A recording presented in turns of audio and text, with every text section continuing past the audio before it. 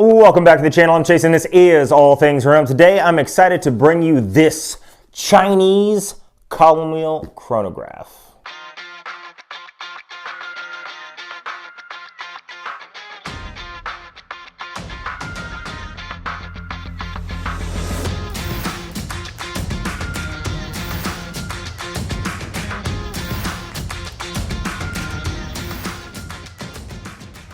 Now, why am I excited to bring you this Chinese column wheel chronograph? Well, because this is basically the best thing you can buy for the price point. Now, I'm not really going to do an unboxing. This comes in a sort of a waterproof case, just like any other Chinese watch from San Martin or anything similar. So no reason, let's just get rid of this and dive right into the review. Okay, now this watch is the first watch I've ever gotten off of AliExpress. You would think after doing over 100 reviews on watches that I would have ordered one off of AliExpress a long time ago, but I just haven't. Normally I go off of Amazon, off of eBay, off of, the things that most Americans use. AliExpress is very well known around the world. It is the Chinese Amazon, as you were, and honestly, AliExpress offers a lot of good deals. If you really want to get in and find some good deals, AliExpress is sort of where it is on the marketplace of especially watches and affordable watches. I don't want to say low end because this watch does not scream low end at all. And when we get into it, you'll sort of understand why. Now, this is one of the watches I've lusted over for a long time. This is a 1963. And honestly, this thing is amazing. It has a beautiful champagne dial. It has a wonderfully finished high polished case, which, is good and bad. It's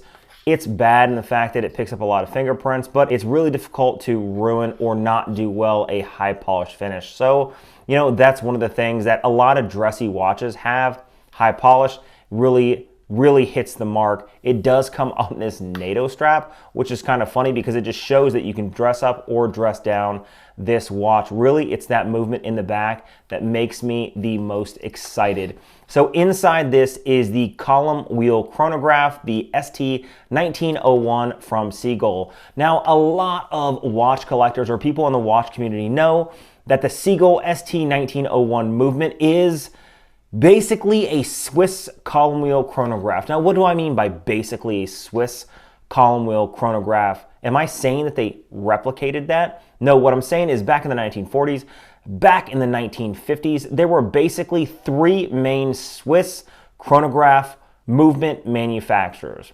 That was Lemania, Venus, and Valjoux.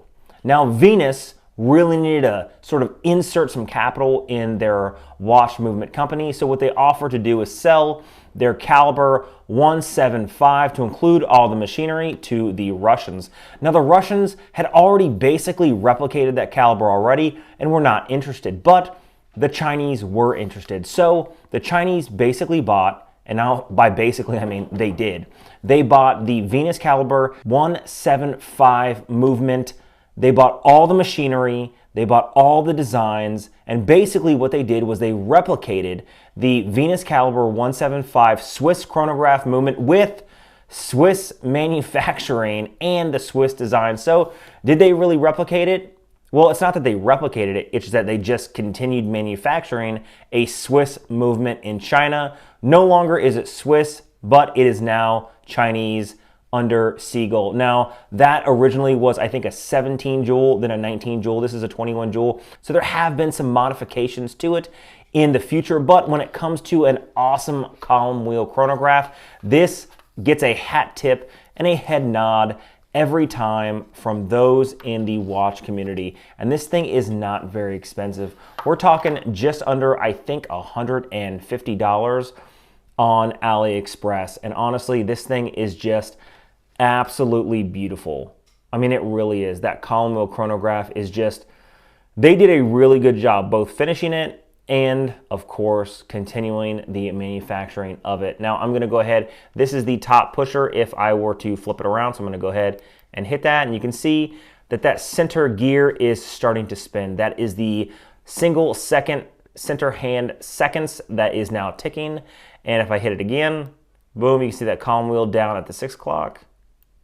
Flick it over, pops back. I mean, just absolutely amazing. This thing is very, very well done. I'm gonna keep the strap off of it so that I can measure it with the calipers.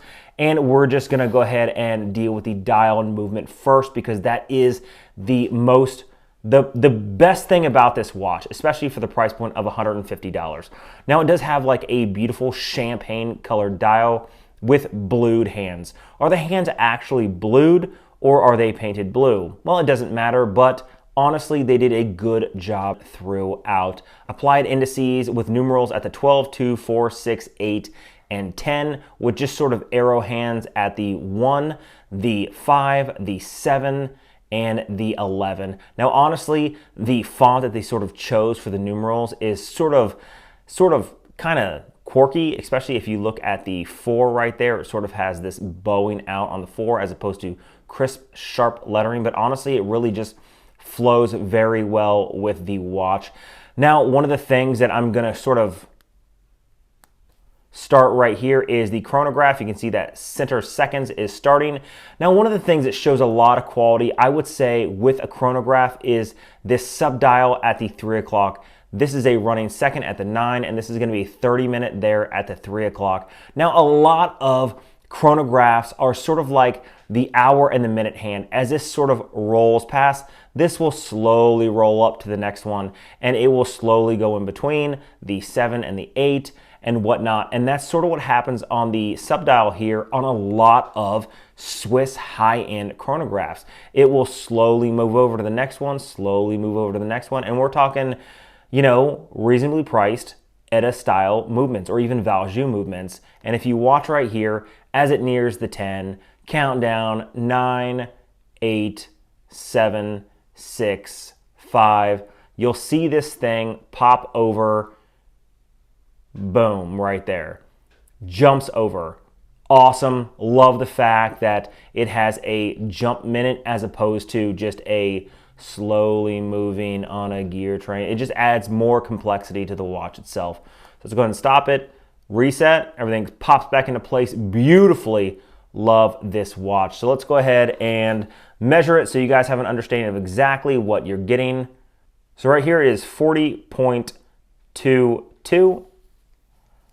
It has a thickness of about 13.5, which actually isn't that thick for a chronograph. It has a lug width of about 20, and the lug to lug, which to me is the most important, is just under 50. Yes, I did keep the sticker here on this crown simply because, like, when you have etching like this, it takes a while to peel it off. Eventually it'll come off. These are off, but honestly, it doesn't really bother me. Eventually it'll come off. Now let's talk about this watch further. Honestly, when it comes to the detail on the dial, the printing is amazing. The star just underneath the 12 o'clock is amazing. And I believe the nickname to this is like the Red Star. But honestly, everything is done extremely well. High polish.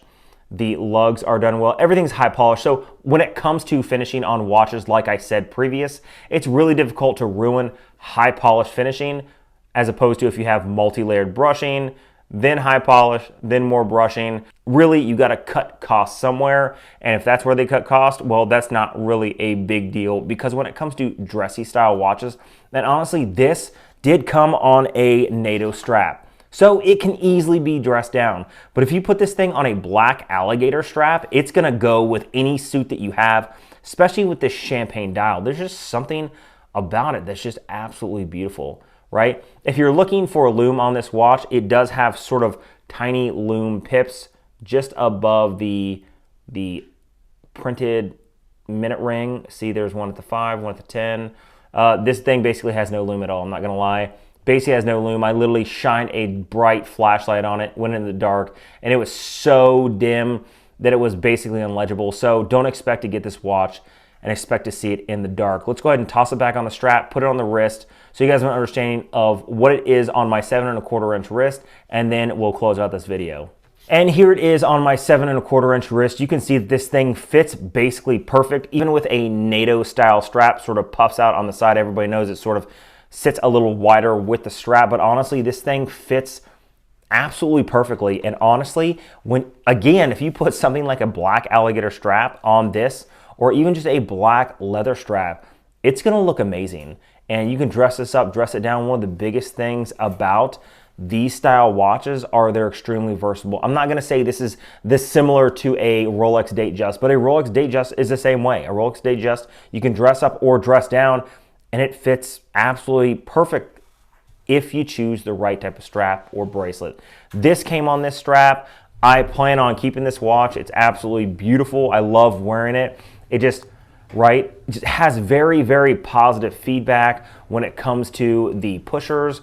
Everything inside, even the movement, is extremely beautiful. Everything is well done. I've never owned a champagne dialed watch, but again, for 150 bucks, you know, plus or minus $10, it's really hard to beat the quality that's offered in a watch like this. Yes, it is Chinese. It's Chinese written right across it. I don't care. This thing is still awesome. Now, honestly, like I said, this thing is basically the best value for money you can ever buy on a chronograph, and honestly, they did a really good job. There are some Chinese watches that just miss the mark completely, 100%. This is not one of them. This is pretty awesome. Now, I will tell you that the watch I'm doing in the future is this Taxar, and this is basically the coolest tactical dive watch that I've ever had my hands on, and this is limited extremely in their numbers when they're produced. So I'm super excited to get this in my hands. Awesome, awesome cause that this supports, and the watch is just amazing. That's gonna be in the next video. So hit that subscribe button, leave a comment of the content you guys would like to see on this channel. Make sure you guys are hitting that notification bell so you can be notified when I drop, boom, this next video. Until next time.